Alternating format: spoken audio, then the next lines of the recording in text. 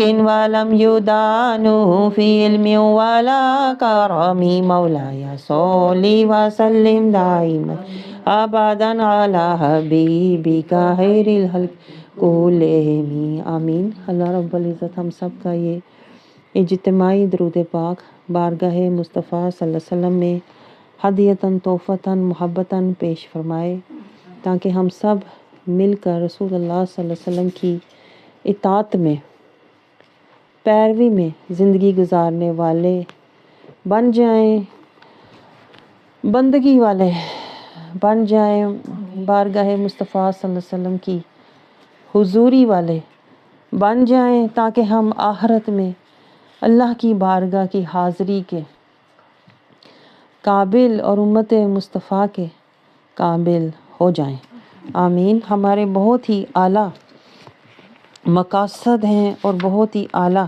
نیات ہیں، اللہ رب العزت ہمیں ان میں کامیابی عطا فرمائے، تا دم آخر ہم اسی راستے پر مجاہدہ کرنے والے بن جائیں، آمین۔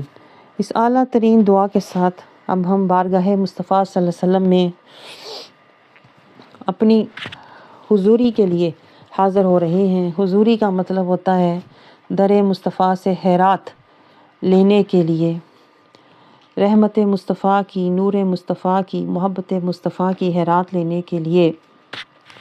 اور یہی دیکھیں اللہ والوں کا کام ہوتا ہے کہ وہ رات میں پڑھ رہی تھی شیخ عبد القادر جیلانی رضی اللہ عنہ کی کتاب فتوح الغیب میں سے، تو آپ فرماتے ہیں کہ جو اللہ والے ہوتے ہیں وہ آج جب وہ قرآن کھولتے ہیں تو وہ اپنے رب کا نظارہ کرتے ہیں، آج وہ دل کی آنکھ سے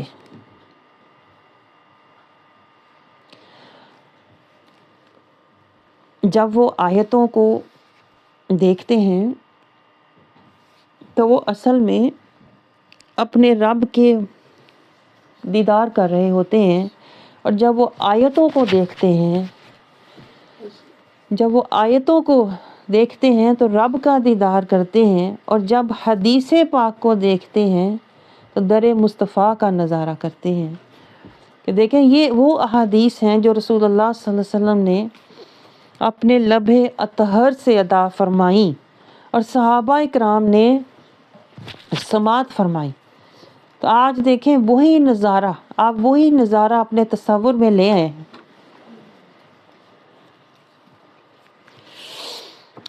اپنے آپ کو روحانی طور پر، قلبی طور پر، تصوراتی ذہنی طور پر در مصطفیٰ صلی اللہ علیہ وسلم، در دولت پر، آپ کے در رحمت پر اپنے آپ کو فقیرانہ، عاجزانہ، غلامانہ، مسکینانہ، محبوبانہ اپنے آپ کو حاضر کریں، پیش کریں کہ میں بھی بارگاہ مصطفیٰ صلی اللہ علیہ وسلم میں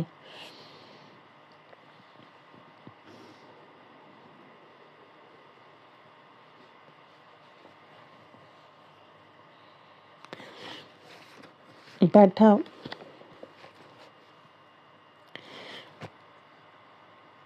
در مصطفیٰ پر خیرات لینے کے لیے منگتوں میں، فقیروں میں، اسیروں میں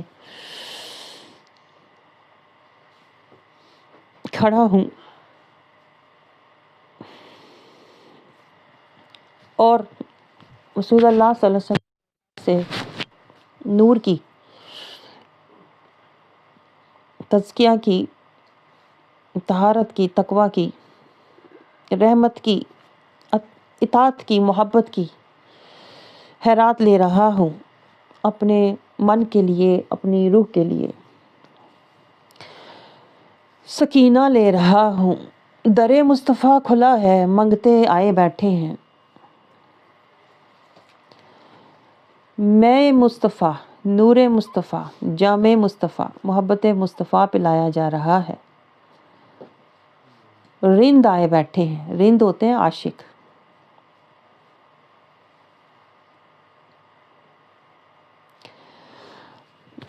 تو شراب طہور در مصطفیٰ کے نور سے روحوں کو نور، قلب کو طہور دینے کے لیے پلائی جا رہی ہے۔ عاشق فقیر آئے بیٹھے ہیں، اپنے آپ کو اس تصور میں لایا کریں اور پھر روح کے کانوں سے سنا کریں کہ جو کچھ رسول اللہ صلی اللہ علیہ وسلم فرما رہے ہیں یہ میری روح کو نور دے رہا ہے، تڑپا رہا ہے۔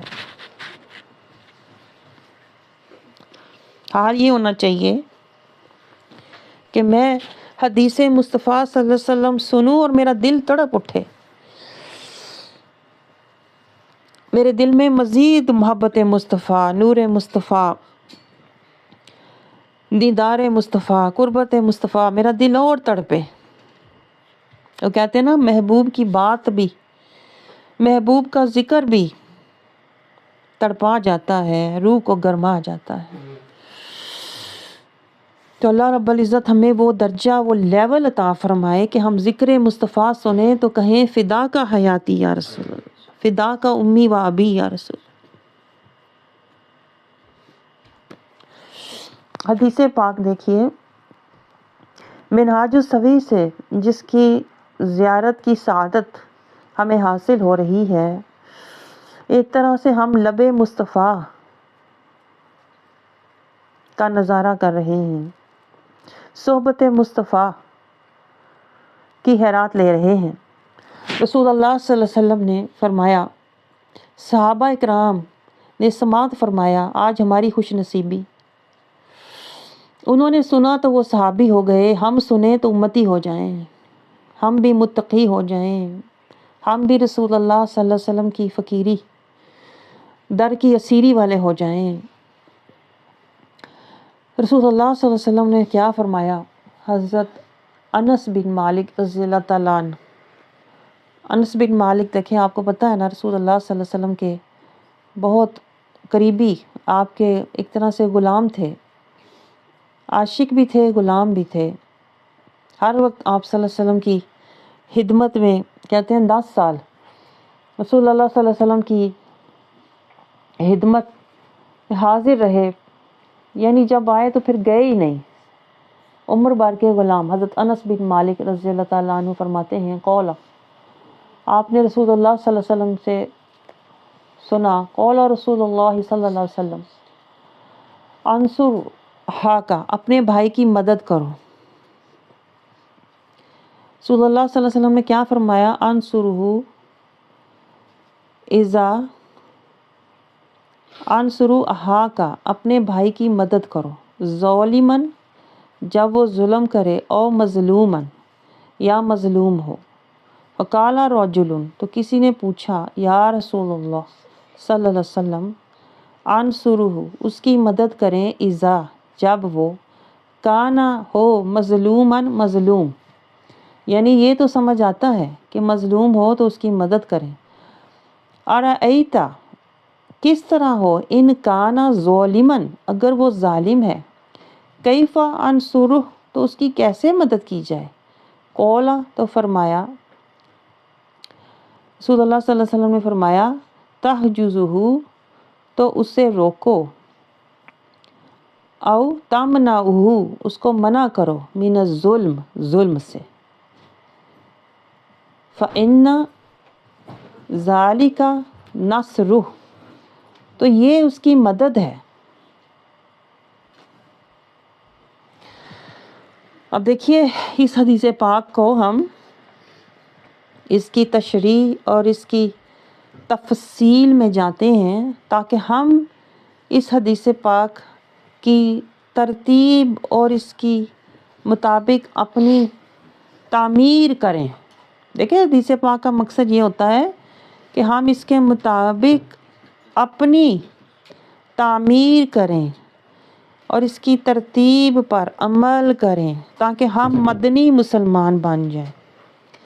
جب ہم قرآن کی آیات کو سمجھتے ہیں نا تو ہم قرآنی تفکر لیتے ہیں، اور جب ہم حدیث پاک کو سمجھتے ہیں تو ہم اپنے دلوں کو مدنی نور دیتے ہیں۔ حدیث پاک سے نور ملتا ہے، تزکیہ ملتا ہے، قرآن کی آیات سے تفکر ملتا ہے، دماغ کو راستہ ملتا ہے اور حدیث پاک سے دلوں کو تزکیہ ملتا ہے اور روح کو سکینہ ملتا ہے۔ آپ کو تو پتہ بھی نہیں کیا کیا مل رہا ہے، آپ کے دل کو اور روح کو اور بدن کو پھر اطاعت ملتی ہے، اور پھر آخرت میں امت مصطفیٰ کا ہمیں ملے گا کہ ہم نے یہ مقام حاصل کر لیا ہے۔ تو یہ حدیث پاک سے ہوگا، آپ سمجھ رہے ہو، یہ بیٹھے بٹھائے نہیں ہوگا کہ میں آرام سے گھر بیٹھی ہوئی ہوں، نہ میں نے قرآن کی آیتوں پر عمل کیا ہے، نہ میں نے حدیث پاک پہ عمل کیا ہے، بس بیٹھی دعا کر رہی ہوں، یا اللہ مجھے جنت دے دینا، ربنا آتینا فی الدنیا حسنہ، حسنہ کی دعائیں کر رہی ہوں، اور حسنہ پتہ ہی نہیں کیا ہے، حسنہ آتینا فی الدنیا حسنہ کو ہم سمجھ رہے ہوتے ہیں فی الدنیا میں کہہ رہی ہوں نا، اس کا مطلب ہے میں کہہ رہی ہوں میری دنیا اچھی ہو، اور پھر بعد میں ہم کہتے ہیں کہ آخرت بھی میری اچھی ہو۔ ہمیں پتہ ہی نہیں کہ ہم مانگ کیا رہے ہیں، کس کو مانگ رہے ہیں۔ ربنا آتینا فی الدنیا، ہم اللہ سے یہ کہہ رہے ہوتے ہیں مجھے اس دنیا میں حسنہ دے دے۔ کون سا حسنہ؟ لقد کان لکم فی رسول اللہ اسوۃ حسنہ۔ لیکن ہمیں تو شعور ہی نہیں کہ ہم کیا مانگ رہے ہیں۔ اکثر لوگوں کو میں یہ کہتے ہوئے سنتی ہوں، ہم کہہ رہے ہیں ہماری دنیا اچھی کر دے، دنیا اچھی ہوگی تو آخرت اچھی ہوگی نا۔ ہم نے دعائیں بھی ساری الٹ کی ہوئی ہیں، جو ہمارے حالات ہیں نا وہی ہمارے خیالات ہیں، اور ویسے ہی پھر ہمارے جذبات بھی ہوتے ہیں الٹے۔ پہلے میری دنیا اچھی ہو جائے، آخرت کو بعد میں دیکھی جائے گی۔ پہلے میں دنیا کے کام کر لوں، آخرت کو بعد میں دیکھا جائے گا۔ حالانکہ جو ایک مومن ہوتا ہے وہ دنیا کے کام آخرت کے نظریے سے کر رہا ہوتا ہے، آخرت کے پوائنٹ آف ویو سے کر رہا ہوتا ہے۔ ہر کام کرنے سے پہلے سوچتا ہے کہ اس کا مجھے آخرت میں کیا فائدہ ہوگا۔ ہم تو دنیا کے فائدے دیکھ دیکھ کے چلتے ہیں نا۔ مومن کی تو یہ شان ہی نہیں ہوتی، وہ منافق ہوتا ہے جو دنیا کے فائدے دیکھ کے چلتا ہے۔ مومن جو ہوتا ہے نا وہ ہر کام سے سوچتا ہے کہ اس سے مجھے آخرت میں اللہ کی جنت، قربت، اللہ کی بارگاہ سے کوئی مقام، درجہ حاصل ہوگا کہ نہیں۔ مومن ایسے کام کرتا ہے، ہر کام کرنے سے پہلے للہ، وہ نیت کرتا ہے للہ، چھوٹی سے چھوٹی نیت بھی للہ ہوتی ہے مومن کی۔ مسلمان کی چھوٹی سے چھوٹی نیت للہ ہوتی ہے، چھوٹی سے چھوٹی بات وہ للہ کرتا ہے، بولنے سے پہلے سوچتا ہے یہ جو میری بات ہے للہ ہے کہ نہیں، اللہ کی، اس سے اللہ خوش ہوگا، اللہ کا رسول خوش ہوگا، پھر وہ بات کرتا ہے للہ۔ مومن کا بولنا للہ، مسلمان کا بولنا للہ، چلنا للہ، پہننا للہ، ملنا للہ، چھوڑنا للہ، آنا للہ، حتیٰ کہ مسلمان کا سونا للہ۔ آپ کو سمجھ آ رہی ہے؟ ہم تو سارے کام دنیا کے لیے کر رہے ہوتے ہیں، میں فلاں کو خوش کر رہی ہوں، جی میں یہ اس لیے کر رہی ہوں، مجھے اس نے کہا تھا، یہ میرے خامند نے، یہ میرے خاندان نے، یہ میرے بچوں نے۔ ہمیں پتہ ہی نہیں کہ ہماری نیت للہ ہونی چاہیے۔ پہلا قدم بندگی کا للہ آج تک ہم نے اٹھایا ہی نہیں، یہی تو آپ سے میں کہتی ہوں۔ زندگی کا پہلا قدم نہیں اٹھایا للہ۔ ہاں عمرے بھی کر رہے ہیں، کعبے کے گرد پھیرے بھی لگائے ہیں، وہاں چکر لگا کے آ کے خوش ہو رہے ہیں، لیکن زندگی پھر بھی نہیں ہوئی للہ۔ اللہ نے اتنی دور بلا کے چکر لگوائے، بتایا، سمجھایا، جس طرح کعبے کے گرد چکر لگا رہے ہو نا اس وقت، اسی طرح تمہاری زندگی بھی میری رضا کے گرد ہونی چاہیے للہ۔ ہم چکر بھی لگا کے آ گئے پھر بھی نہیں سمجھا یہ چکر وہاں کیوں لگائے تھے، ہاں اس کی وجہ کیا ہے؟ ہمیں کچھ سمجھ کیوں نہیں آتی؟ اس لیے کہ ہم یہاں سے جانے سے پہلے نہ ہمارے پاس قرآن ہوتا ہے، نہ حدیث پاک ہوتی ہے، نہ کلمے کا وعدہ ہوتا ہے، نہ صراط المستقیم ہوتا ہے، نہ اسوہ حسنہ مصطفیٰ ہوتا ہے، نہ ہم نے امت محمدیہ کا عہدہ نبھایا ہوتا ہے۔ دوڑ کے عمرہ کرنے چلے گئے، دوڑ کے حج کر رہی، اس لیے پتہ ہی نہیں کہ وہاں کعبے کے گرد میں نے پھیرے کیوں لگائے تھے۔ اللہ کیا سمجھا رہا ہے؟ تیری زندگی اب ہو جانی چاہیے للہ، تیری زندگی میرے لیے ہو، جو کچھ بھی تو کرے اللہ کے گرد، اللہ کے لیے، للہ باللہ مع اللہ، توکل علی اللہ، رضی اللہ، لوجہ اللہ، ابتغاء مرضات اللہ، جو کچھ بھی ہو رضی اللہ۔ ہم نے کبھی سوچا؟ نہیں سوچا۔ وہی بات ہے نا، ہم نے ہر چیز کو رسمی، ہم نے دین کو بھی رسمی بنا دیا ہوا ہے۔ ذرا دیکھیں دکھ کی بات دیکھیں آپ، ہمارا دین بھی دینی نہیں رہا، اب دین بھی ہمارا نورانی ایمانی قرآنی نہیں رہا۔ یہ دکھ والا نقطہ دیکھیں، ہم نے دین کو بھی دنیا میں بدل دیا ہوا ہے، یہ دنیا کا دکھاوا بن گیا ہوا ہے کہ نہیں؟ بتائیں ایسی بات۔ قرآن پڑھنا بھی دکھاوا بن گیا ہوا ہے، روزے رکھنا بھی دکھاوا بن گیا ہوا ہے، نماز پڑھنا بھی دکھاوا بن گیا ہوا ہے، ہمارا کلمہ پڑھنا بھی دکھاوا ہے، مسلمان ہونا بھی دکھاوا ہے، حج عمرہ کرنا بھی دکھاوا ہے، کیونکہ کسی چیز کی نہ ہمیں حقیقت پتہ ہے، نہ معرفت پتہ ہے، نہ درجے پتہ ہیں، نہ منزلیں پتہ ہیں، نہ مقام پتہ ہے، نہ حقیقت پتہ ہے۔ دین کو ہم نے ایک لہون و لعب بنا دیا ہوا ہے، اتنے دکھ کی بات ہے۔ یعنی قرآن کہتا ہے کہ ایسے لوگوں کو چھوڑ دو، یہ منافق ہیں جنہوں نے دین کو لہون و لعب بنا دیا ہوا ہے، ایک کھیل تماشا ایویں کر لیا، پتہ ہی نہیں کیوں کیا، پتہ ہی نہیں کہ کعبے کے گرد میں نے پھیرے کیوں لگائے ہیں، پتہ ہی نہیں، اور اس لیے لگائے، سب لگا رہے ہیں، پر اس لیے لگائے کیونکہ یہ حج کا حصہ ہے، یہ عمرہ کا حصہ ہے، کعبے کے گرد پھیرے لگاؤ، میں اس لیے لگائے ہیں۔ ظاہر، ہر چیز کا ظاہر ہم نے لیا ہوا، پتہ ہی نہیں مقام ابراہیم پہ میں نے 2 نفل اگر ادا کیے تو کیوں، پتہ ہی نہیں، اس لیے کہ سب کر رہے ہیں، کہا جاتا ہے کہ 2 نفل وہاں پڑھنے چاہیے، اس کے بعد پانی پیو، صحیح کرو، اس لیے میں نے یہ رسمی، ہم نے دین کو بھی رسم بنا دیا ہوا ہے۔ یہ حال ہے ہمارا، یعنی جہالت کا یہ عالم ہے، جو اصل چیز تھی اس کو ہم نے رسم بنا دیا ہوا ہے، نقل، میں نقل کر رہی ہوں بس، ہر چیز دین کو ہم نے بنا دیا ہوا ہے رسم، دین کو ہم نے بنا دیا ہوا ہے نقل، دین کو بنا دیا ہوا ہے کھیل تماشا، جس کی حقیقت پتہ ہی نہیں، جس کی کوئی کہتے ہیں نا دل کے اندر کوئی چاہت ہی نہیں، بس کر رہی ہوں اس لیے کہ سب کر رہے ہیں، پتہ ہی نہیں مقام ابراہیم پہ میں نے 2 نفل ادا کیے تو کیوں، اس لیے کیے کہ اب اپنی زندگی ابراہیم علیہ السلام کے قدموں سے شروع کرو، پیروی مصطفیٰ والی زندگی، پیروی ابراہیم علیہ السلام والی زندگی گزارو اور پیروی مصطفیٰ تک جاؤ۔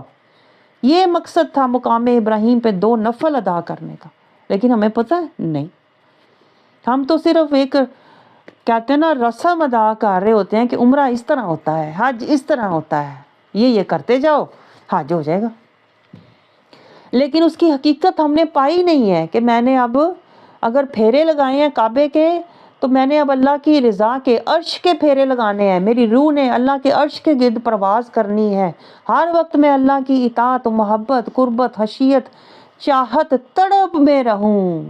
ہمیں پتہ ہی نہیں کہ روح کے بھی پھیرے ہوتے ہیں، قلب کے بھی ہوتے ہیں۔ کعبے کے پاس جو اللہ نے پھیرے لگوائے، اس کا مطلب یہ ہے کہ عرش والے، میرے عرش کے پھیرے لگانے والے بن جاؤ، لیکن ہمیں تو پتہ ہی نہیں نا کہ آپ کر کیا رہے ہیں، بس کر کے آ جاتے ہیں، حقیقت سے بے خبر لوگ ہیں، جیسے قرآن پڑھ لیتے ہیں قرآن سے بے خبر لوگ ہیں، جیسے نماز پڑھ لیتے ہیں نماز کی حقیقت سے بے خبر ہیں، جیسے کلمہ پڑھ لیتے ہیں کلمے کی حقیقت سے مجاہدے سے بے خبر ہیں، جیسے زندگی گزار لیتے ہیں، پتہ ہی نہیں زندگی کا راستے سے بے خبر ہے، زندگی کا کوئی راستہ تھا بھائی، بے خبر ہیں، زندگی کا کوئی مقصد تھا، بے خبر ہیں، سمجھ رہے ہو، زندگی کا کچھ حاصل تھا، تقویٰ کا زادیرہ، پتہ ہی نہیں۔ تو ہم نے زندگی گزاری ہے بے ترتیب، ایک اجڑا ہوا، جیسے اجڑا ہوا ایک نہیں ہوتا، کیا کہتے ہیں، اجڑا ہوا دیار، کوئی اینٹ یہاں لگی ہے، کوئی گھاس یہاں اگی ہوئی ہے، کوئی یہاں ویرانی ہے، کوئی یہاں گڑھے ہیں، یہاں تباہی ہے، یہ حال ہے ہمارا، کوئی ترتیب نہیں ہے کہ کسی نے ترتیب دے کے نقشے سے ڈیزائن کے ساتھ کوئی اچھی عمارت بنائی ہو۔ ہم نے اپنے ایمان کی طرح عمارت قائم ہی نہیں کی، کیونکہ دین کو قائم ہی نہیں کیا، کیونکہ رستہ لیا ہی نہیں، کیونکہ مجاہدہ کیا ہی نہیں، اس لیے ہم ایک اجڑا ہوا دیار ہیں، ہمارا دل کا جو حال ہے نا، جس کے اندر دنیا کی ویرانیاں، دنیا کی حسرتیں، دنیا کے پچھتاوے، دنیا کے غم، دنیا کے خوف، دنیا کی چاہتیں، دنیا کی راحتیں، دنیا کی آسائشیں، دنیا کی رونقیں، ہمارا دل اس طرح ایک اجڑا ہوا دیار، کہیں ویرانی ہے، کہیں تباہی ہے، کہیں بربادی ہے، ہمارے دل کا یہ حال ہے۔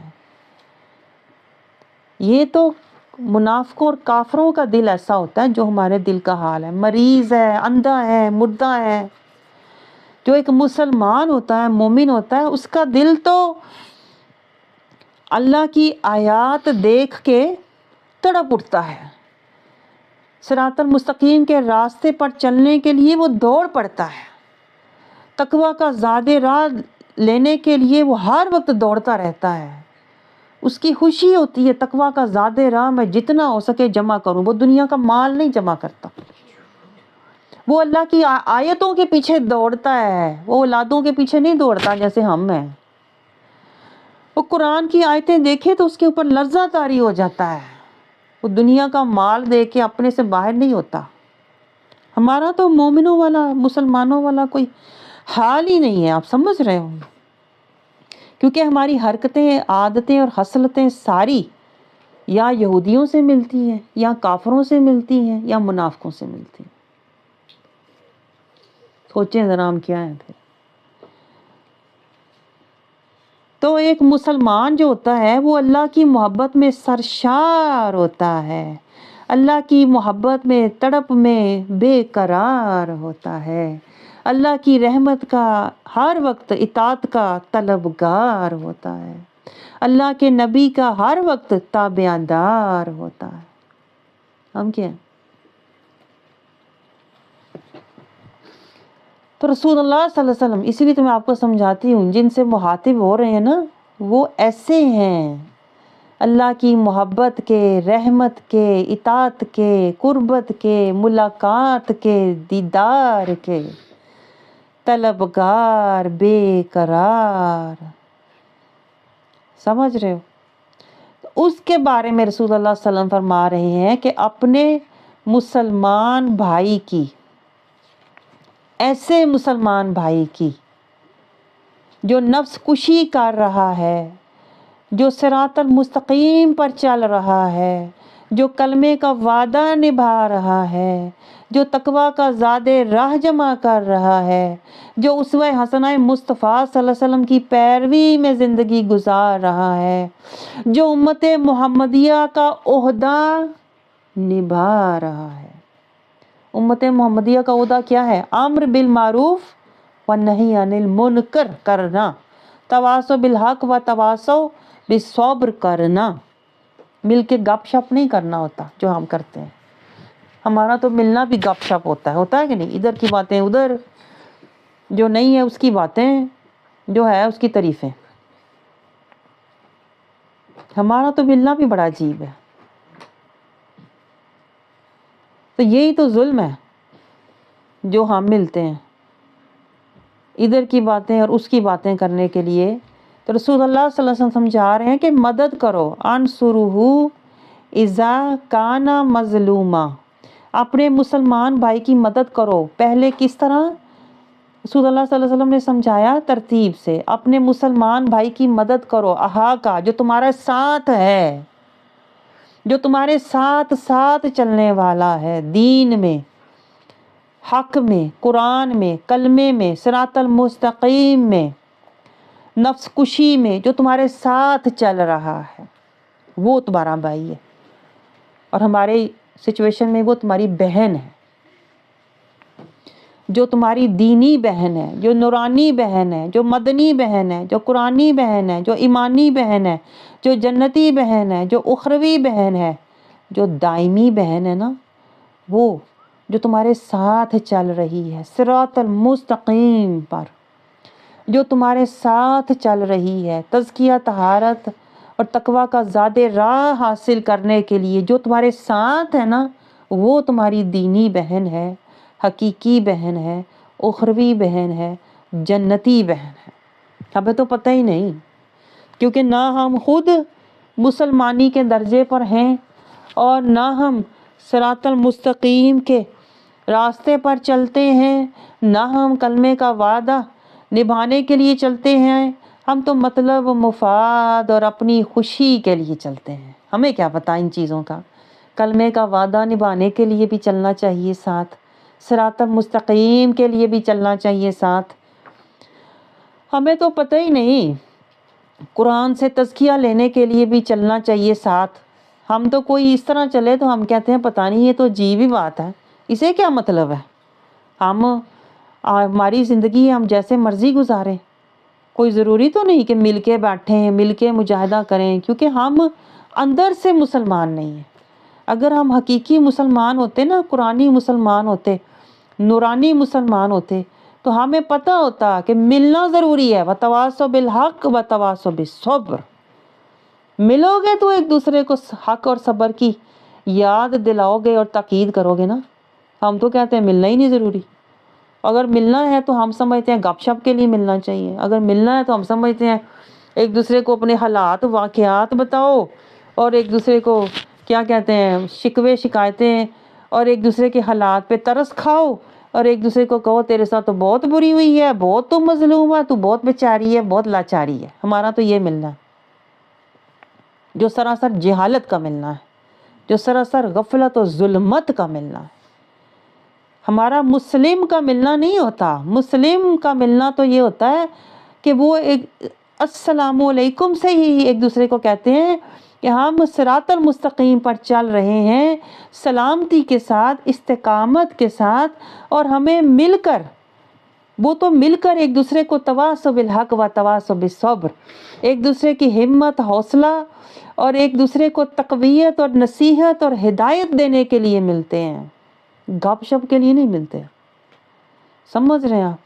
ایک دوسرے کو حق کے راستے پر ہمت، حوصلہ، تقویت، نصیحت، ہدایت کے لیے ملتے ہیں، اور ایک دوسرے کو یاد دلاتے ہیں ہمارا یہ ملنا صرف یہاں نہیں ہے، ہمارا یہ وقتی ملنا وہ دائمی ملنے کے لیے ہے، ہمارا یہ وقتی ملنا وہ جنتی ملنے کے لیے ہے۔ اس لیے وہ ایک دوسرے کو سلام کہتے ہیں، اور ایک دوسرے کے لیے سلامتی چاہتے ہیں، اور ایک دوسرے کی سلامتی کا خیال رکھتے ہیں، اور دارالسلام کے لیے ایک دوسرے سے محبت کرتے ہیں۔ دارالسلام تک پہنچنے کے لیے ایک دوسرے سے محبت کرتے ہیں کہ یہ میری دینی بہن ہے، نورانی بہن ہے، قرآنی بہن ہے۔ ہم نے مل کر ایک دوسرے کو سلامتی کے ساتھ، ایک دوسرے کا ہاتھ پکڑ کے، ایک دوسرے کو ہمت اور حوصلہ دے کے ہم نے ایک دوسرے کو دارالسلام تک لے کے جانا ہے، اور پھر وہاں بھی ہم نے یوں ہی ملنا ہے، محبت سے، چاہت سے، جیسے ہم یہاں مل رہے ہیں۔ یہ ہوتا ہے مسلمان بہن کا ملنا۔ سمجھ رہے ہو آپ؟ ہم تو ان ہواؤں فضاؤں کو جانتے ہی نہیں جانتے نا۔ ہم تو نیچے کے درجے کے لوگ ہیں، وہ جو گڑوں میں گڑے ہوئے اور لتھڑے ہوئے اور جکڑے ہوئے اور نفس اور شیطان کے پکڑے ہوئے لوگ ہیں ہم تو گھٹیا باتیں اور گھٹیا خیالات اور حباستیں دلوں میں اور منافقتیں دلوں میں رکھ کے تو ملتے ہیں۔ یہ کیا ملنا؟ یہ تو بیکار ایسا ملنا تھا۔ ملنا یہ ہوتا ہے جو رسول اللہ صلی اللہ علیہ وسلم سمجھا رہے ہیں کہ اپنی مسلمان بہن سے اگر ملو نا تو کیا کرو؟ انصر اخاک ظالما، اس کی مدد کرو۔ کیسے؟ چاہے وہ ظالم ہے او مظلومن، یا مظلوم ہے۔ دیکھیں ہمارے اوپر یہی حالتیں ہوتی ہیں نا، یا ظالم ہوتے ہیں یا مظلوم ہوتے ہیں۔ ظالم کی شکل میں، ظالم کا مطلب ہوتا ہے جو قرآن کے راستے پر نہ چلے وہ ظالم ہے، جو اپنی خواہشات پر چلے وہ ظالم ہے، جو صراط المستقیم پر نہ چلے، صراط الہوا پر چلے، وہ ظالم ہے۔ ہمیں تو ظالم کی ڈیفینیشن بھی نہیں پتا نا۔ ہم سمجھتے ہیں ظالم یہ ہے کہ فلاں نے میرا حق چھین لیا، فلاں نے میرا حق مار لیا، وہ میرا مکان تھا، میری جائیداد تھی، وہ چھین لی، تو میرا حق بنتا تھا مجھے نہیں دیا، تو وہ ظالم ہے۔ کسی کو دھکا دے دیا، کسی کو تھپڑ دے دیا، بڑا ظلم کیا، ہم یہ ظلم سمجھتے ہیں۔ لیکن قرآن ہمیں سمجھاتا ہے اصل ظالم وہ شخص ہے، وہ لوگ ظالم ہوتے ہیں جو قرآن کی آیات سے منہ موڑتے ہیں، جو قرآن کی آیات پر عمل نہیں کرتے، جو صراط المستقیم پر نہیں چلتے، جو کلمے کا وعدہ نہیں نبھاتے۔ آپس کے رشتے تو نبھاتے ہیں، جو اللہ کا رشتہ ہے، کلمے کا وعدہ، وہ نہیں نبھاتے، وہ ظالم ہے نا پھر۔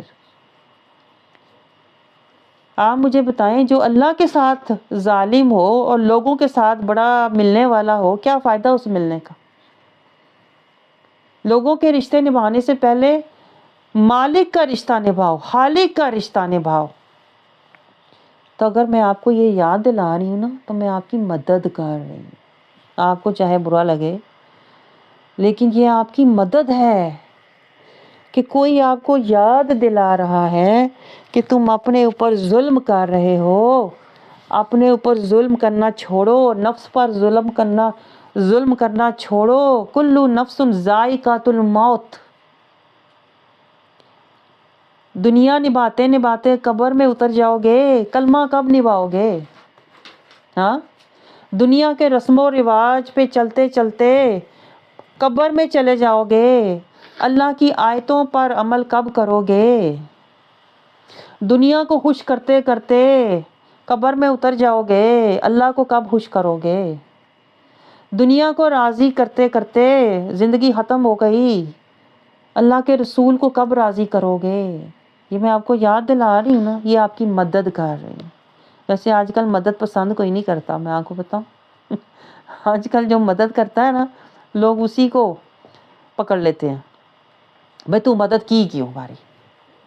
ہمیں تمہاری مدد نہیں چاہیے، ہم خوش ہیں اپنے حال میں، خوش مگن، گھر میں سب کچھ ہے، کھانا پینا، رونقیں، خوشیاں، آنا جانا، ملنا ملانا، خوش ہیں ہم، ہمیں نہیں تمہاری مدد چاہیے، ہمیں سب پتہ ہے، ہمیں سب پتہ ہے، نماز پڑھی ہوئی ہے، کلمہ پڑھا ہوا ہے، قرآن پڑھا ہوا ہے، ہمیں کسی کی مدد کی ضرورت نہیں ہے۔ آج کل ایسی دنیا ہے بھائی دعوے، اس لیے کہ یہ فتنوں والا دور ہے۔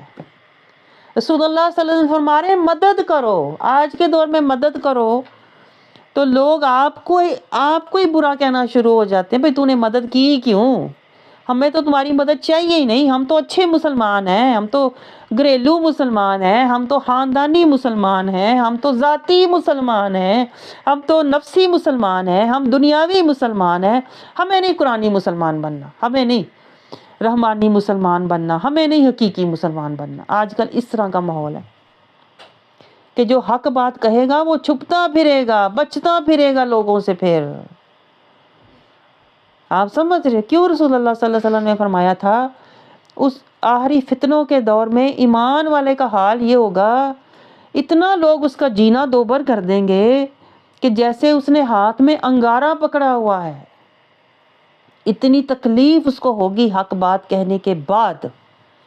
یہ نہیں ہوگا کہ لوگ کہیں گے ہاں بھائی ہمیں جگا دیا، ہمیں حق کا راستہ دکھا دیا، ہم شکر گزار ہیں، ہم تابع دار ہیں۔ نہیں، لوگ پتھر اٹھا لیں گے ہاتھ میں، تو نے کہا کیوں؟ تو ہمیں باتیں لگا رہی ہے، تو ہمیں برا کہہ رہی ہے، اپنے آپ کو بڑا اچھا سمجھ رہی ہے، ہم پہ فتوے لگا رہی ہے۔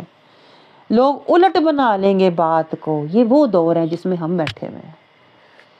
اسی لیے تو میں آپ سے کہہ رہی ہوں کہ حدیث پاک کا ہمارا تو لیول ہی نہیں ہے، حدیث تو بہت اونچے درجے کی، آپ کو پتہ نہیں کن گڑھوں میں گڑے ہوئے، برسوں سے پڑے ہوئے، نسلوں سے پڑے ہوئے، صدیوں سے پڑے ہوئے، اور وہی اپنے آپ کو خوش مگن سمجھ رہے ہیں، میں خوش نصیب ہوں کیونکہ مجھے دنیا ملی ہوئی ہے۔ تو تم جیلس ہوتی ہو میری دنیا سے، ہیں تمہیں برداشت نہیں ہو رہا میرا سب کچھ اچھا چل رہا ہے، تو ہم کیوں جہاد کریں؟ لوگ میرے ساتھ جہاد شروع کر دیتے ہیں۔ جہاد کرنا چاہیے نفس اور شیطان سے، وہ کہنے والے کے ساتھ جہاد شروع کر دیتے ہیں، بھئی تو نے کہا کیوں؟ تو کس طرح مدد کرو؟ آپ کو سمجھ آ رہی ہے؟ اس دور میں مسلمان بہن کی مدد کرنا تو بہت بڑا جہاد ہے، کیونکہ اول تو مسلمان کوئی نہیں ملتا، اور جب ظالم، جاہل، غافل، فاسق، منافق کے آگے حق بات کرو گے تو وہ آپ کے ہی دشمن بن جائیں گے، وہ شکر گزار نہیں ہوں گے، بلکہ وہ اور زیادہ آپ کے دشمن بنیں گے کہ اس نے ہم اچھے بھلے خوش خوش قسمت لوگ، خوش بخت لوگ، ہم اچھے بھلے، اللہ کی رحمت ہم پہ بہت زیادہ. اور یہ تو نئی بات سن لی ہے، کلمے کا وعدہ نبھاؤ، یہ تو پہلی دفعہ سنا ہے، صراط المستقیم پہ زندگی گزارو، یہ تو کبھی سنا ہی نہیں تھا، قرآن کی پیروی کرو، اور یہ تو ہم اچھے بھلے خاندان کی پیروی، رسم و رواج کی پیروی، خاوند کی پیروی کے پیچھے لگے ہوئے تھے، سب ہوش تھا. اب ہم جب حق کے رستے پہ چلیں گے، قرآن پہ چلیں گے، کلمے کے وعدہ نبھائیں گے، تو ہمارے ساتھ چلے گا کون؟ یہ تو فتنہ کر دیا اس نے، یہ جو لڑائیاں کر دیں گھر میں ہمارے، یہ تو فساد پیدا ہو جائے گا. آپ کو سمجھ آ رہی ہے؟ اس دور میں نہ کوئی مسلمان ملتا ہے اور نہ ہی کوئی حق کا طلبگار ملتا ہے. جو بھی ملتا ہے یہی کہے گا کہ میرا بچے ٹھیک ہو جائیں، میرا گھر ٹھیک ہو جائے، میرے خاوند ٹھیک ہو جائے، میرا سسرال ٹھیک ہو جائے، ہمارا کاروبار ٹھیک ہو جائے. کوئی نہیں کہتا. مسلمان ہو تو کہے نا کہ میری آخرت ٹھیک ہو جائے، میں خود صراط المستقیم پہ ٹھیک ہو کے چلوں، میرا دل قلب سلیم ٹھیک ہو جائے، میرا دماغ ٹھیک ہو جائے کہ میں قرآن میں تفکر کروں، میرا دل اشد حب للہ، میرا دل ٹھیک ہو جائے، میں تقویٰ کا زیادہ راہ حاصل کروں، میری نیت ٹھیک ہو جائے، میرا ارادہ ٹھیک ہو جائے، میرا دل ٹھیک ہو جائے. پتہ ہی نہیں، آج کل ایسے لوگ ملتے ہی نہیں ہیں نا. تو آپ کو سمجھ آ رہی ہے یہ کتنا بڑا جہاد ہے اس دور میں، حق بات کہنا. کیونکہ ادھر آپ نے حق بات کہنی ہے، ادھر لوگوں نے اپنے اپنے حال کے مطابق پتھر اٹھا لینے ہیں. ظالم نے اپنی سوچ کے مطابق، غافل نے اپنے خیال کے مطابق. تو ہر بندے نے اپنے خیال کے مطابق اس بات کو لے جانا ہے، حق بات کو، اور آپ کے اوپر حملے شروع کر دینے ہیں.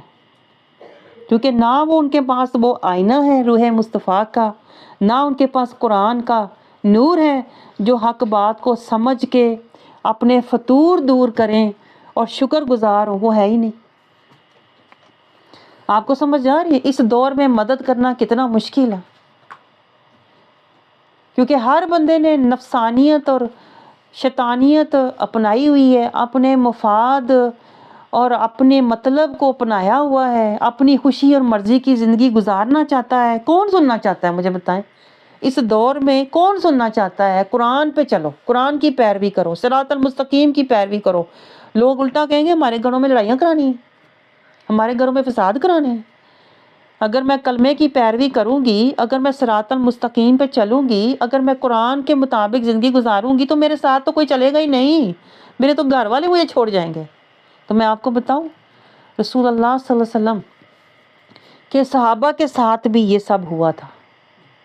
آپ کو پتہ ہے؟ جیسے ہی وہ کہتے تھے اشہد ان لا الہ الا اللہ واشہد ان محمدً عبدہ ورسولہ، جیسے ہی وہ کلمہ شہادہ ادا کرتے تھے اسی لمحہ وہ چھوڑ دیتے تھے اپنے دنیا کے کافر اور منافقانہ رشتے، مال، اسباب، خاندان چھوڑ دیتے تھے اور رسول اللہ صلی اللہ علیہ وسلم کی امت میں، جماعت میں شامل ہو جاتے تھے. تو انہوں نے بھی تو گھر بار چھوڑے، خاندان چھوڑے، پیارے چھوڑے، اپنے چھوڑے، کیا نہیں چھوڑا. بلکہ حضرت صہیب رضی اللہ عنہ کے بارے میں دیکھیں، اتنا پیارا واقعہ ہے کہ جب سب دیکھیں ہجرت کر رہے تھے مکہ سے مدینہ، تو آپ نے بھی اپنا سامان اکٹھا کیا گھر کا، میں بھی ہجرت کروں گا. رسول اللہ صلی اللہ علیہ وسلم ہجرت فرما کے مدینہ چلے گئے ہیں. انہوں نے کہا میرا یہاں مکہ میں کیا کام ہے؟ جب حضور صلی اللہ علیہ وسلم تشریف لے جا چکے ہیں تو میں مکہ میں کیوں رہوں؟ تو آپ کے بارے میں ہے کہ آپ کا گھر، مال، اسباب آپ نے سب اونے پونے بیچا، ایک گٹھڑی بنائی اور چل پڑے دیوانہ وار مدینہ کی طرف. سوچا ہی نہیں اور کچھ، بس یہ سوچا رسول اللہ مدینہ میں جلوہ فروز ہیں تو میں مکہ میں رہ ہی نہیں سکتا. کوئی پرواہ ہی نہیں کی اپنے مال اسباب کی، خاندان کی، جائیداد کی، کاروبار کی، کچھ پرواہ نہیں کی. دے دیا انہیں پونے جو بھی دے سکتے تھے، بس گٹھڑی بنائی اور نکل پڑے کہ شمع مدینے میں ہے تو پروانے بھی مدینے میں جائیں گے. سوچا ہی نہیں کہ رستہ اتنا لمبا ہے، مکہ سے مدینے کا فاصلہ آپ دیکھیں ذرا. تو پیدل چل پڑے، کہتے ہیں کبھی سواری مل گئی تو بیٹھ گئے، نہ ملی تو پیدل. وہ کہتے ہیں نا دیوانہ وار عاشقانہ، کہ بس میں در دولت، در مصطفیٰ آقا صلی اللہ علیہ وسلم کے قدمین میں پہنچ جاؤں کسی طرح. یہ شوق تھا، یہ چاہت تھی، یہ تڑپ تھی. تو سوچا ہی نہیں کہ میں کس طرح جاؤں گا، کیسے جاؤں گا، جس طرح ہم ایک ایک چیز پلان کر کے چلتے ہیں اپنا فائدہ دیکھ کے. نہیں، میں آپ کو بتاؤں یہ مسلمانوں کا، مومنوں کا، عاشقوں کا یہ شیوا نہیں ہوتا. بے خطر کود پڑا آتش نمرود میں عشق. عاشق ایسے ہوتے ہیں، مومن ایسے ہوتے ہیں. وہ کہتے ہیں رستے میں جب آپ جا رہے تھے، کبھی رات آئی، تنہائی آئی، تو مکے والے تو پیچھا کرتے تھے نا، جو ہجرت کر کے جاتا تھا مدینے کی طرف، تو ان کو لوٹ لیتے تھے، رستے میں لوٹ لیتے تھے یا مار دیتے تھے جان سے. تو جب آپ جا رہے تھے تو ایک موقع پہ آپ تنہا ہو گئے، رات کا عالم تھا، تنہائی تھی، ویران جگہ تھی. تو وہاں پر اسی طرح مکے کے کچھ اس طرح کافر آپ کے پیچھے آ گئے اور آپ سے کہا کہ جو کچھ ہے دے دے. تو آپ نے اپنی ساری کل متاع جو آپ کی زندگی کی بھر کی کمائی تھی نا، وہ پوٹری میں آپ نے گٹھڑی میں رکھی ہوئی تھی، آپ نے کہا یہ سب لے لو. لیکن کیا یہ دنیا کی متاع سب لے لو، لیکن مجھے مدینے جانے تھے. ان سے کیا کہا؟ مجھے کوئی غم نہیں، میری ساری زندگی کی جمع پونجی لے جاؤ، مجھے کوئی پرواہ نہیں، کوئی حالات کا غم نہیں. کہتے ہیں نا تنہا ہوں، بے سر و سامانی کا عالم ہے، ویرانی ہے، بے بسی ہے، کچھ پرواہ نہیں. کہا ان سے کہ لے جاؤ میری، لیکن کیا مجھے چھوڑ دو کہ میں نے مدینے جانا ہے. میں نے آقا صلی اللہ علیہ وسلم کے قدمین میں حاضر ہونا ہے. تو کہتے ہیں جب انہوں نے بہت التجا کی تو انہوں نے ان کو چھوڑ دیا اور ان کا سارا مال و متاع جو تھا وہ لے کے چلے گئے. تو آپ کس طرح گرتے پڑتے پہاڑوں میں سفر کرتے ہوئے، کس طرح آپ وادیوں سے گزرتے ہوئے مدینے پہنچے. کہتے ہیں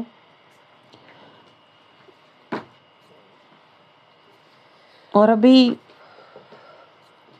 بارگاہ مصطفیٰ صلی اللہ علیہ وسلم میں ابھی پہنچے بھی نہیں تھے کہ اللہ تعالیٰ نے جبرائیل علیہ السلام کو بھیج دیا.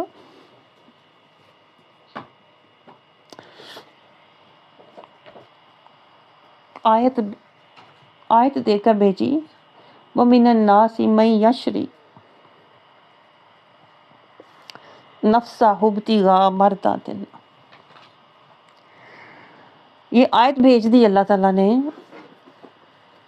حضرت صہیب رضی اللہ تعالیٰ عنہ کے پہنچنے سے پہلے. جاؤ میرے محبوب کو جا کے بتاؤ وہ جو آ رہا ہے نا تمہارے پاس، وہ سب لٹا کے آ رہا ہے. اللہ کی محبت میں سب لٹا کے آ رہا ہے، لیکن اس نے رحمت مصطفیٰ کو لوٹ لیا. ایسے ہوتے ہیں مسلمان، مومن، عاشق کہ سب لوٹ بھی جائے انہیں اپنے لٹنے کا غم نہیں ہوتا، انہیں اللہ کی رحمت لوٹنے کی خوشی ہوتی ہے کہ سب لٹا کے ہم نے در مصطفیٰ حاصل کر لیا. اس سے بڑی دولت، اس سے بڑی خوشی کوئی نہیں. تو اللہ نے دیکھے پہلے خوشخبری سنا دی کہ یہ جو آ رہا ہے نا یہ وہ ہے. وَمِنَ النَّاسِ مَن يَشْرِي نَفْسَهُ ابْتِغَاءَ مَرْضَاتِ اللَّهِ. یہ اللہ کی رضا کی شوق میں، اللہ کی رضا کے شوق میں اس نے سب لٹا دیا، لیکن در مصطفیٰ، در رحمت لوٹ لی، اللہ کی رحمت لوٹ لی، اور اللہ ان پر بہت مہربان ہے. تو یہ ہوتے ہیں جن کی مدد دیکھیں. رسول اللہ صلی اللہ علیہ وسلم نے فرمایا کہ اپنے مسلمان بھائی کی مدد کرو، ظالمان اور مظلومہ. اگر وہ حق کے راستے سے ہٹا ہوا ہے اسے یاد دلاؤ، اسے بتاؤ دنیا کا نقصان اور حاصل کچھ نہیں ہے، دنیا کے غم میں نہ رو، رونا ہے تو غم مصطفیٰ میں رو۔ دیکھیں ہمیں پتہ ہے غم مصطفیٰ بھی کوئی چیز ہے، ہاں آپ نے شاید پہلی دفعہ یہ نام سنا ہو، یہ بھی کوئی درجہ ہے غم مصطفیٰ۔ رسول اللہ صلی اللہ علیہ وسلم نے دیکھیں فرمایا تھا میری امت کے لیے سب سے بڑا غم میرا ہے کہ میرا ان سے وصال، میری ان سے جدائی ہو چکی ہوگی۔ ہمیں پتہ ہے کہ یہ غم ہے بہت بڑا، ہم تو اپنے غم لگا کے بیٹھے ہوئے ہیں، گھر کا غم، مال کا غم، جائیداد کا غم، اولاد کا غم، نسلوں کا غم، ہم تو پتہ نہیں کیا کیا غم لگا، ہمیں پتہ ہی نہیں سب سے بڑا غم ہجر مصطفیٰ ہے صلی اللہ علیہ وسلم۔ رسول اللہ صلی اللہ علیہ وسلم کو ہم دیکھ نہیں سکتے،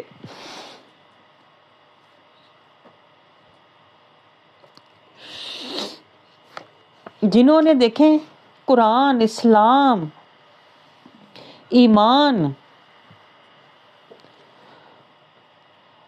آخرت کا سارا ساز و سامان، جنتان، رحمان، ہر چیز، ہر نعمت، ہر دولت، ہر عظمت، ہر عزت، ہر رحمت، ہر برکت ہم تک پہنچائی، ان کو ہم دیکھ نہیں سکتے۔ ارے اس سے بڑی تڑپ اور اس سے بڑا غم کیا ہوگا ایک مسلمان کے لیے؟ دنیا میں کوئی آپ کو 4 دن اچھا کرے تو آپ کہتے ہیں میں دیکھوں تو کون ہے بھلا اتنا اچھا بندہ، اتنا نیک بندہ، میں ملوں تو جا کے بھلا کون ہے جو مجھے اتنے اچھے تحفے بھیج رہی ہے، اتنا میرا خیال کر رہی ہے، اتنا میرا چیزیں مجھے دے رہی ہے۔ جو 4 دن زندگی میں 2 چیزیں ہمیں دے دے ہم اس کو شکر گزار ہو کے اسے ملنا چاہتے ہیں، اور وہ اللہ کا رسول جس نے دکھ غم اٹھائے ہمارے لیے، ہمیں عزت کا رستہ دکھایا، تقوی کا زاد راہ سمجھایا، قرآن سے نور عطا کیا، حق سے ہمیں ملایا، کیا ان کو دیکھنے کا غم نہیں؟ ان سے نہ ملنے سے بڑا غم کیا ہوگا؟ لیکن وہی بات ہے کہ ہمارا تو اندر کا دل کا پانڈا اتنا بھرا ہوا ہے آلریڈی، ہم تو نکو نک دنیا میں ڈوبے ہوئے ہیں، دنیا سے نکلے تو غم مصطفیٰ ملے نا۔ غم مصطفیٰ تو بڑی دولت ہے، یہ تو مسلمانوں کے پاس، مومنوں کے پاس ہوتا ہے غم مصطفیٰ، جو دنیا کے غموں سے نکلے ہوئے ہوتے ہیں، زینتوں، راحتوں، خواہشوں، رونقوں، محبتوں، اولادوں سے نکلے ہوئے ہوتے ہیں نا، ان کے دل غم مصطفیٰ میں ڈوبے ہوتے ہیں ہر وقت، حزن، ان کے دل میں ہر وقت حزن ہوتا ہے۔ کاش رسول اللہ، وہ کہتے ہیں نا کاش کیا ان کے ہوتے ہوئے ہوا ہوتا، کبھی تو ان سے ملا ہوتا، ان کے ہوتے جنم لیا ہوتا، مطلب ان کا سب سے بڑا غم ہی یہ ہوتا ہے دیدار مصطفیٰ، ان سے ملاقات کی ہوتی، ان کو کبھی تو دیکھا ہوتا، کہیں تو دیکھا ہوتا، کوئی تو ان کا نقش قدم، کوئی تو ان کا جلوہ، کوئی ان کا کونا، کوئی سرا، کوئی مجھے کہیں سے کوئی کہتے ہیں نا آپ صلی اللہ علیہ وسلم کی کوئی جھلک، ان کی جھلک تڑپاتی ہے۔ جو مسلمان ہوتے ہیں، جو مومن ہوتے ہیں، انہیں تو غم مصطفیٰ رلاتا ہے، ان کے دل میں ہر وقت ہجر مصطفیٰ انہیں تڑپاتا ہے، وہ تو ہر وقت تڑپ رہے ہوتے ہیں کاش کوئی لمحہ آ جائے، جھلک مل جائے، ایک نظر مل جائے، ایک نظر ہو جائے، ایک گھڑی ان کی کہتے ہیں نا خوشبو آ جائے، ان کی کہیں سے مجھے کوئی خبر، کوئی حدیث مبارکہ، کوئی ان کی الکلمات، کوئی ان کے الفاظ میری روح میں، کوئی میرے دل کو تڑپا جائیں، مجھے رلا جائیں، مجھے جگا جائیں۔ وہ تو ہر وقت تڑپتے رہتے ہیں جیسے مچھلی، جیسے آپ نے دیکھا ہے مچھلی پانی سے باہر تڑپتی ہے، ایک مسلمان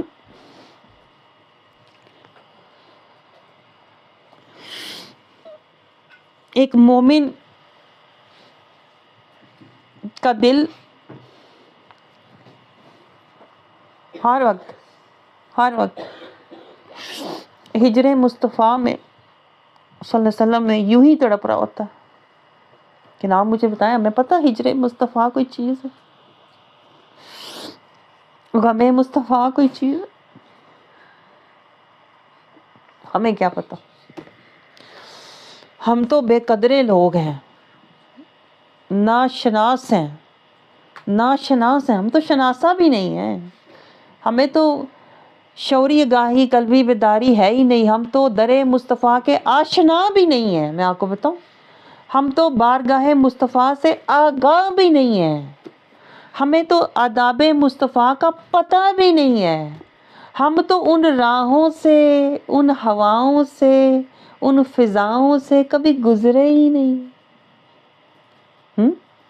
ہم تو پڑے دنیا کے غموں میں، زینتوں میں، راحتوں میں، رونقوں میں، خواہشوں میں، محبتوں میں گرے لتھڑے پڑے لوگ ہیں، ہم کیا جانے؟ اور اپنے آپ کو بیٹھے بٹھائے سمجھ رہے ہیں میں امتی ہوں نا۔ پتہ نہیں کس نے کہہ دیا آپ امتی ہیں، پیدائشی اور ریڈی میڈ قسم کے۔ امتی وہ ہوتا ہے جس کے دل میں غم مصطفیٰ ہوتا ہے، جس کے دل میں تڑپ مصطفیٰ ہو، محبت مصطفیٰ ہو، دیدار مصطفیٰ ہو، رضائے مصطفیٰ ہو، ادائے مصطفیٰ ہو، وفائے مصطفیٰ ہو، فنائے مصطفیٰ ہو، اتباع مصطفیٰ ہو، اس کا جینا ہی حیات مصطفیٰ ہو۔ وہ اپنی زندگی نہیں جی رہا ہوتا، ایک مومن جو ہوتا ہے وہ اپنی زندگی اپنے لیے نہیں جی رہا ہوتا، وہ غم مصطفیٰ میں جی رہا ہوتا ہے کہ کبھی تو یہ سیاہ ہجر کی رات ختم ہوگی اور قبر میں جاؤں گا تو نور مصطفیٰ سے میرا دن، میرا دیدار، میری صبح ہوگی۔ میری زندگی کا آغاز تب ہوگا جب مجھے دیدار مصطفیٰ نصیب ہوگا۔ مر کے پہنچا ہوں اس دل ربا کے واسطے۔ ایک مومن تو ہر لمحہ مرتا ہے دیدار مصطفیٰ کے لیے، وہ جیتا ہی اس لیے ہے، جیتا ہوں ان کے لیے، مرتا ہوں ان کے لیے۔ جینا سکھا دیا ہے پیارے مصطفیٰ نے۔ مومن کی زندگی اپنی نہیں ہوتی، وہ اسوہ حسنہ مصطفیٰ، محبت مصطفیٰ، اطاعت مصطفیٰ، رحمت مصطفیٰ، وفائے مصطفیٰ، ادائے مصطفیٰ میں جی رہا ہوتا ہے، تاکہ وہ ملاقات مصطفیٰ اس کو اینڈ پہ اس کو ملاقات مصطفیٰ ہو، وہ ادا سے، وفا سے، فنا سے، رضا سے، اتباع سے ملاقات تک جانا چاہتا ہے، اور وہ غم مصطفیٰ میں جیتا ہے، ہجر مصطفیٰ میں روتا ہے، وہ مسلمان مومن ہوتا ہے۔ آپ سمجھ رہے ہو؟ تو ہم تو اس معیار پر، اس ڈیفینیشن پر پورے ہی نہیں اترتے جو ایک مسلمان کی ہوتی ہے، کہ جو اپنے مسلمان بھائی کی مدد کرے۔ ہم مدد کریں کس طرح کریں بھئی؟ حق بات یاد دلاؤ، حق کی دعوت دو، حق کے راستے پر ایک دوسرے کو لے کر چلو۔ او مظلوم کی بھی مدد کرو۔ رسول اللہ صلی اللہ علیہ وسلم نے فرمایا، جو صحابی نے پوچھا یا رسول اللہ کیسے؟ مظلوم کی مدد تو سمجھ آتی ہے، ظالم کی کیسے ہوگی؟ تو رسول اللہ صلی اللہ علیہ وسلم نے فرمایا کہ اس کو کیا؟ ظالم کی مدد کیسے ہوگی؟ تحجزہ، اس کو روکو۔ یعنی جو لوگ قرآن کے راستے پر نہیں چل رہے ان کو روکو۔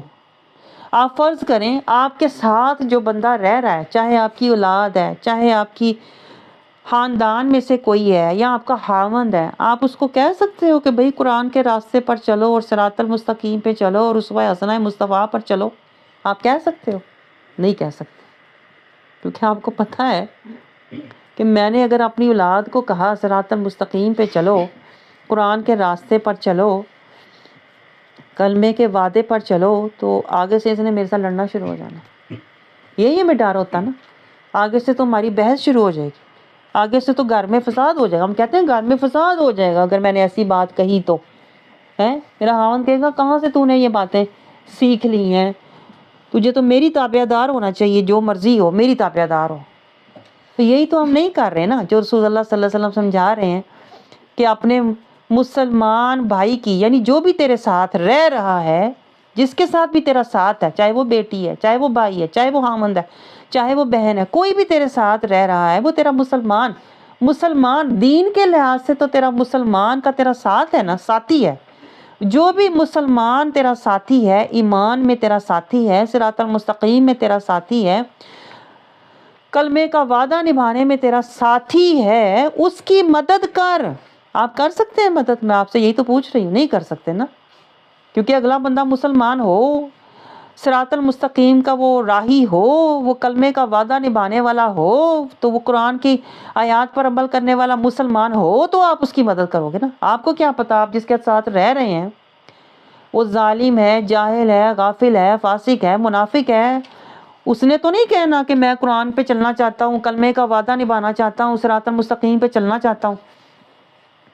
ہے ایسا معاملہ کوئی آپ کے گھر میں جتنے بھی لوگ ہیں، آپ کے گھر والے یہ کہتے ہیں کہ ہم نے کلمے کا وعدہ نبھانا ہے، ہم صراط المستقیم پہ چلنا چاہتے ہیں، ہم قرآن سے تزکیہ طہارت نور لینا چاہتے ہیں، ہم اسوہ حسنہ مصطفیٰ کرنا چاہتے ہیں، ہم امت محمدیہ کا عہدہ نبھانا چاہتے ہیں؟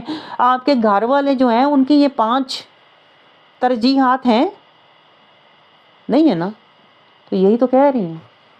تو پھر آپ جن کے ساتھ رہ رہے ہیں وہ ظالم ہیں، جاہل ہیں، غافل ہیں، فاسق ہیں، ابھی مسلم نہیں ہیں۔ مسلمان کی تو شان ہی اور ہے جو میں نے آپ کو بھی بتائی ہے، وہ تو حق کے لیے، در مصطفیٰ کے لیے اپنا سب کچھ لٹا دیتے ہیں۔ آپ کو سمجھ آ رہی ہے؟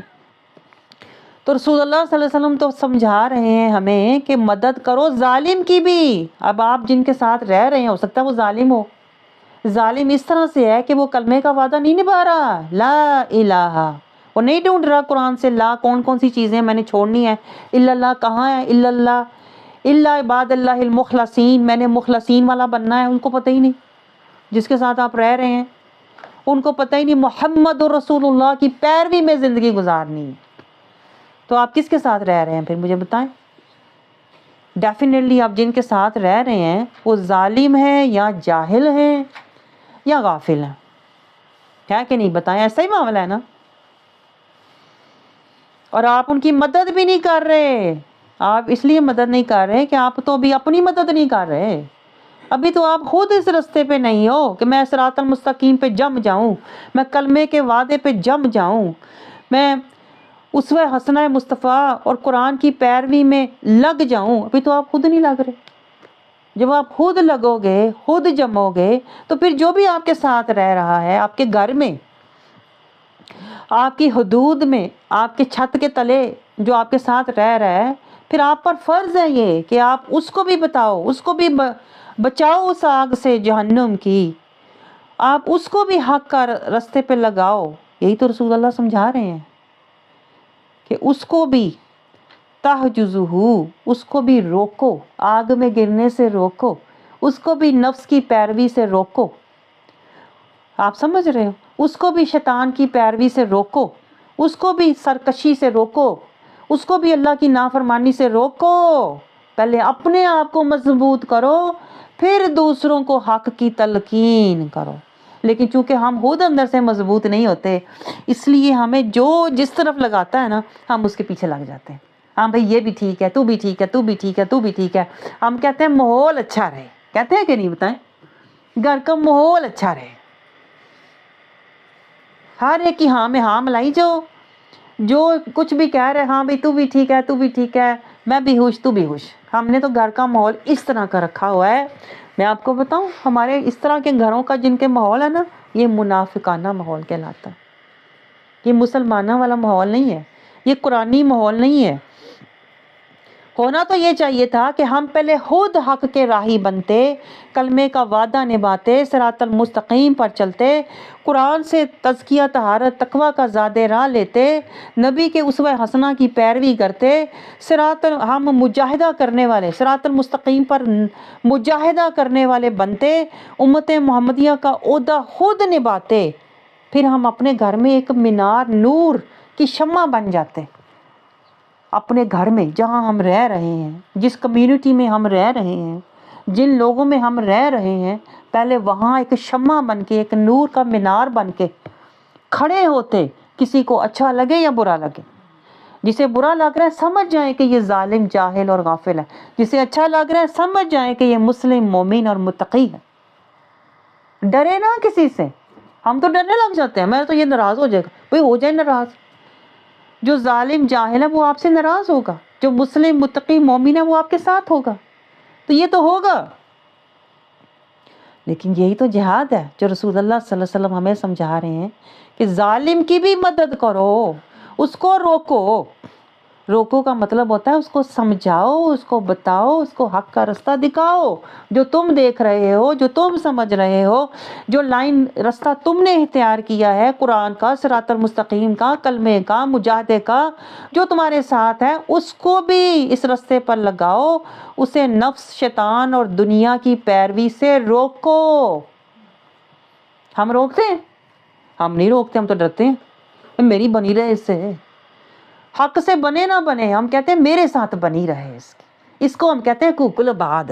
بھئی یہ کیسے کوکل باد ہے، مجھے تو سمجھ نہیں آتی۔ یعنی اللہ کا وہ نافرمان ہے اور آپ کا فرما بردار ہے، آپ اس کو کوکل باد کہہ رہے ہیں؟ یہ کوکل باد نہیں، اللہ کی لعنت ہے۔ آپ کو سمجھ آ رہی ہے؟ حقوق العباد یہ ہوتے ہیں کہ وہ بھی اللہ کا تابع دار، میں بھی اللہ کا تابع دار، وہ بھی رسول کا فرما بردار، میں بھی رسول کا فرما بردار، ہم ایک رستے پر، ایک ڈگر پر، ایک کلمے کا وعدہ، صراط المستقیم، ایک قرآن، ایک رسول کی پیروی کر رہے ہیں مل کر۔ یہاں حقوق العباد لاگو ہوتے ہیں، حقوق العباد نہیں لاگو ہوتے۔ کوئی ظالم ہے، کوئی جاہل ہے، کوئی غافل ہے، کوئی منافق ہے، کوئی فاسق ہے، کوئی مجرم ہے، آپ سب کے ساتھ جا رہے ہو، مل رہے ہو، ہاں میں ہاں ملا رہے ہو، میں حقوق العباد پورے کر رہی ہوں۔ یہ جہالت ہے سراسر۔ حقوق العباد اگر پورے کرنے ہیں نا اس لیول پہ، تو اس طرح کرو، تحجزہ، اس کو روکو۔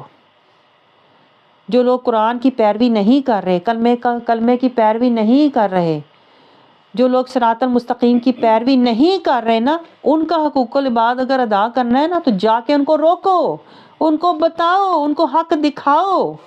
اگر نہیں کر سکتے تو نہ ملو پھر، لیکن ہم کیا کرتے ہیں؟ ہم حق نہیں بتاتے، اپنے لیے ملتے ہیں جا کے، اور اللہ کو ایسی بات سخت ناپسند ہے۔ اللہ کہتا ہے، آپ نے دیکھا بھی ہے سورۃ مجادلہ میں، سورۃ توبہ میں بھی، جو لوگ اللہ اور اس کے رسول کے نافرمان ہیں، یا اللہ اور اس کے رسول کے احکامات کو نہیں مان رہے، اللہ کہتا ہے ان سے دوستی نہ کرو، چاہے وہ تمہارے رشتہ دار ہیں۔ اللہ نے پورے نام بتائے ہوئے ہیں، باپ ہے، بھائی ہے، بیٹے ہیں، چھوڑ دو ایسے رشتوں کو۔ اللہ کہتا ہے جنہوں نے حق کو چھوڑا ہوا، جنہوں نے قرآن کو چھوڑا ہوا، جنہوں نے صراط المستقیم کو چھوڑا ہوا، وہ تمہارے کیا لگتے ہیں جو میرے نہیں ہیں؟ لیکن ہم الٹ ہیں، ہم کہتے ہیں میرا تو بیٹا ہے نا، میرا تو بھائی ہے نا، اللہ کی مانے نہ مانے، میرا تو بیٹا ہے نا۔ اللہ تو کہہ رہا ہے جو میرا نہیں وہ تیرا بھی نہیں، اللہ تو یہ سمجھا رہا ہے۔ لیکن ہم تو دنیا دار لوگ ہیں نا، جاہل لوگ ہیں، غافل لوگ ہیں، اس لیے ہم کہتے ہیں میری تو ملنے والی ہے نا، اگر وہ نہیں کرتی، وہ نہیں اسکاف لیتی، وہ نہیں قرآن پہ عمل کرتی تو کوئی بات نہیں، وہ اس کا اپنا عمل ہے۔ یہ غفلت ہے ساری، میں آپ کو بتاؤں۔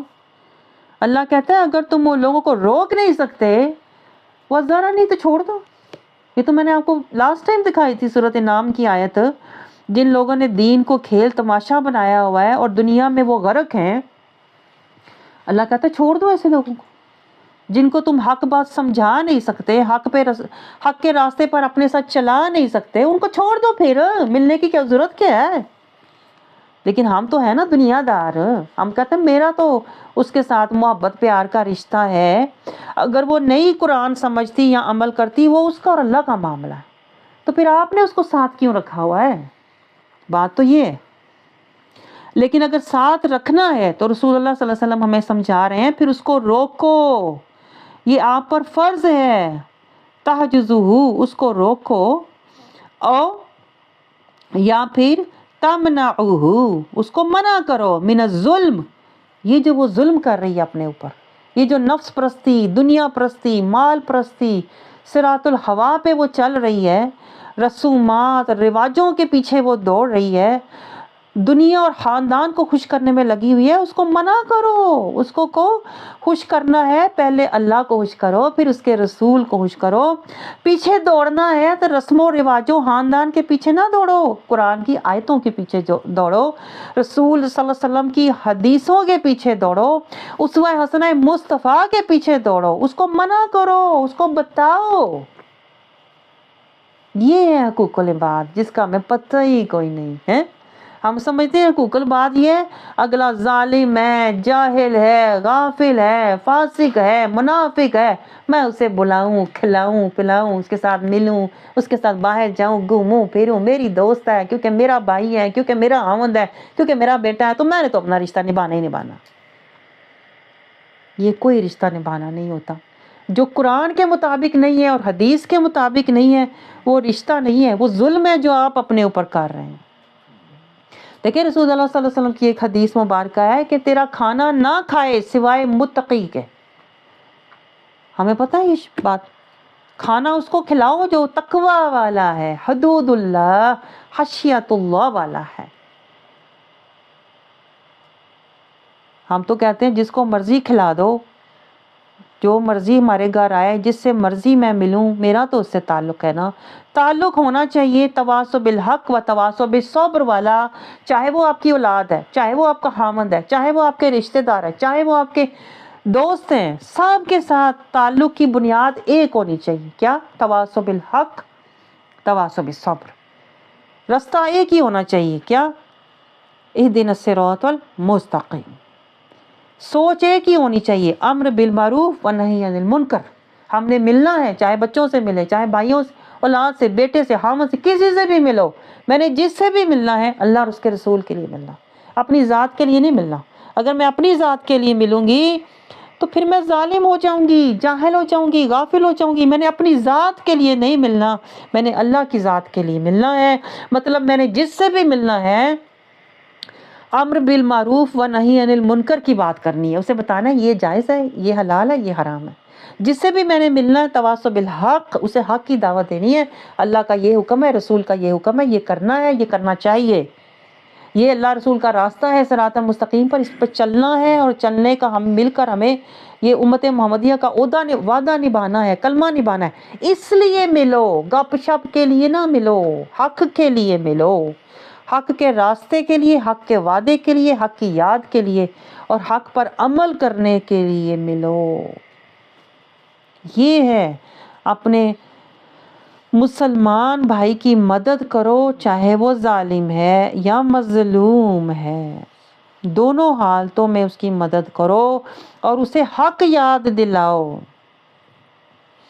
آپ سمجھ رہے ہو؟ اسے حق یاد دلاؤ، یہ نہ کہو ہائے تیرے ساتھ تو بہت برا ہوا ہے، اور اس کو اور زیادہ ڈپریس کر دو، اس کو اور زیادہ پریشان کر دو، اس کو اور زیادہ مایوس کر دو۔ مظلوم سے ملو تو کس طرح ملو؟ مظلوم سے ملو تو اسے حق کی یاد دلاؤ کہ اللہ کو جن سے پیار ہوتا ہے، اللہ تعالیٰ انہیں دنیا سے دکھ اور تکلیفیں دے کر اپنے قریب کرتا ہے۔ انہیں حق کی طرف بلاؤ، اگر کوئی ظالم ہے تو بھی، اگر کوئی مظلوم ہے تو بھی۔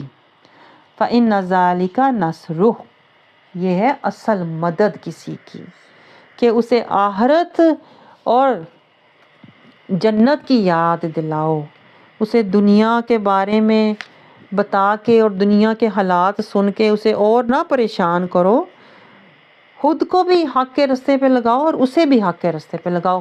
اللہ تعالیٰ ہمیں ایسا بنا دے جس طرح رسول اللہ صلی اللہ علیہ وسلم ہمیں سمجھا رہے ہیں کہ ہم جب بھی پہلے تو مسلمان بنیں، اور جب بھی اپنی مسلمان بہن سے ملیں تو ہم ہر حال میں اس کی مدد کریں، تاکہ دنیا اور آخرت میں ہم ایک دوسرے کے حقیقی اولیاء، ایک دوسرے کے مددگار بن جائیں۔ آمین سبحان اللہ۔